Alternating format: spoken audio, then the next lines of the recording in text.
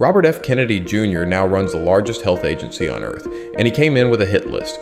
Vaccines, fluoride, food dyes, pharma advertising, the entire CDC schedule, all of it on the table, and Stat News is now keeping a running scorecard of every promise he made and what's actually happened since he took the keys.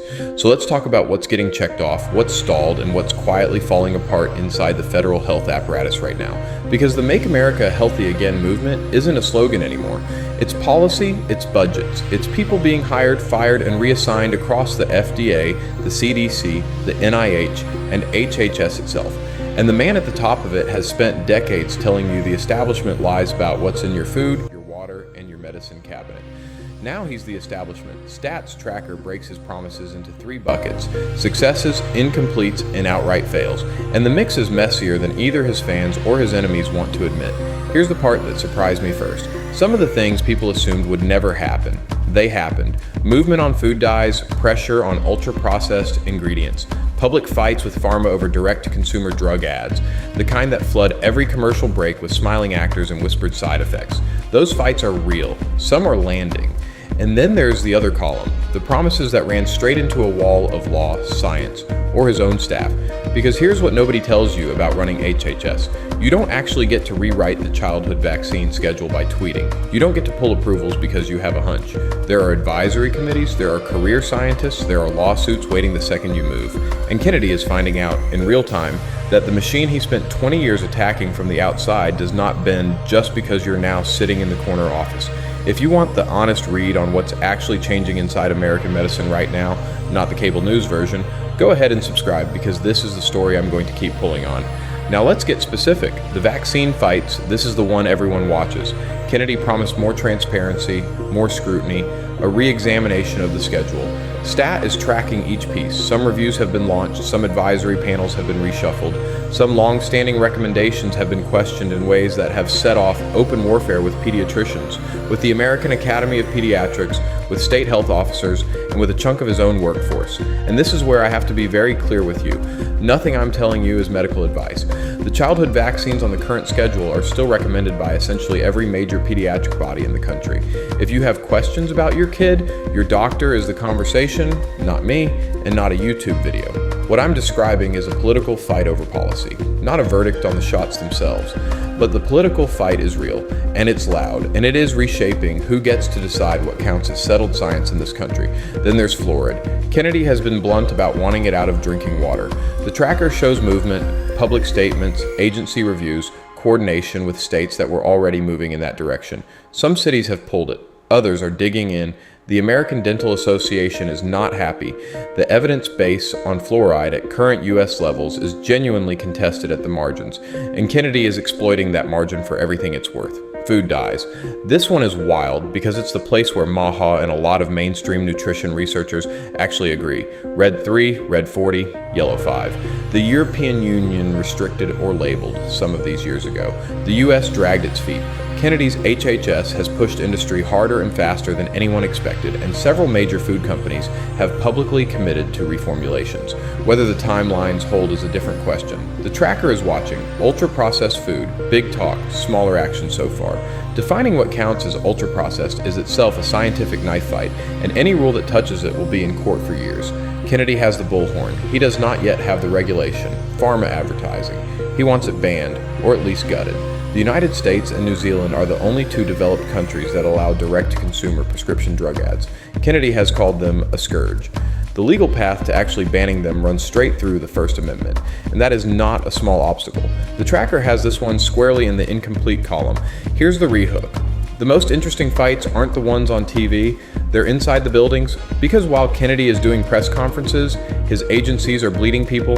Stat and other outlets have been documenting departures, reassignments, and morale collapse across the CDC, the FDA, and the NIH. Senior scientists are leaving, career reviewers are being sidelined, grant pipelines have been frozen or rerouted. Whole research programs on infectious disease, on chronic illness, on vaccine safety monitoring itself are operating with skeleton crews. And that matters, because every promise on the tracker depends on those people to actually execute it. You cannot reform a food additive review process if the toxicologists quit. You cannot rebuild trust in vaccine safety data if the people who run the safety databases walk out the door. So you end up with a strange split screen, big announcements on top, hollowed out capacity underneath. The tracker also flags the chronic disease push. Kennedy has talked endlessly about diabetes, obesity, autoimmune disease, the Ozempic era, the explosion of GLP-1 prescriptions. He's promised a national reckoning with why Americans are sicker than their grandparents. Some of that has translated into new task forces and reports. Very little of it has translated yet into the kind of structural change, agriculture policy, school food, Medicaid reimbursement, that would actually move the numbers. And here's where I want to be fair to him. Some of the diagnoses he's making about American health are not crazy. The chronic disease curves are real. The processed food data is real. The conflicts of interest in pharma marketing are real. You can disagree violently with his methods and still admit the man is pointing at problems most of his predecessors were too polite to name. The question the tracker is really asking is whether pointing at problems is the same as fixing them. Then there's the wild card, the peptide and longevity world, the off-label GLP-1 boom, the compounded versions floating around clinics and online. Kennedy's HHS has had to make calls about what counts as a legitimate compounded drug versus what counts as a workaround for a patent-protected blockbuster. Those decisions affect supply chains, affect prices, affect what shows up in your friend's medicine cabinet. The tracker is watching how aggressively his FDA polices the gray market and how loudly pharma complains. And complain they have. Pharma lobbyists have spent the year either trying to befriend Kennedy or trying to box him in through Congress. Some of his proposals, price transparency, ad restrictions, supply chain reshoring, they hate. Others, quietly, they can live with. The lobbying battle is not the simple good versus evil story either side sells you. Here's what I keep coming back to as I read through the stat entries. The promises that are getting kept are mostly the symbolic ones, the press conferences, the ingredient announcements, the advisory shakeups, the promises that require deep institutional muscle, rewriting the vaccine schedule, banning pharma ads, transforming the American diet. Those are stuck, either because the law won't let him, or because the science won't back him, or because the staff to do the work is no longer in the building, which means the real verdict on Make America Healthy Again is going to come not from his speeches, but from the boring stuff. Rulemaking, budget lines, court decisions, quiet departures. The tracker exists because none of that fits in a headline. And here is the part you should sit with.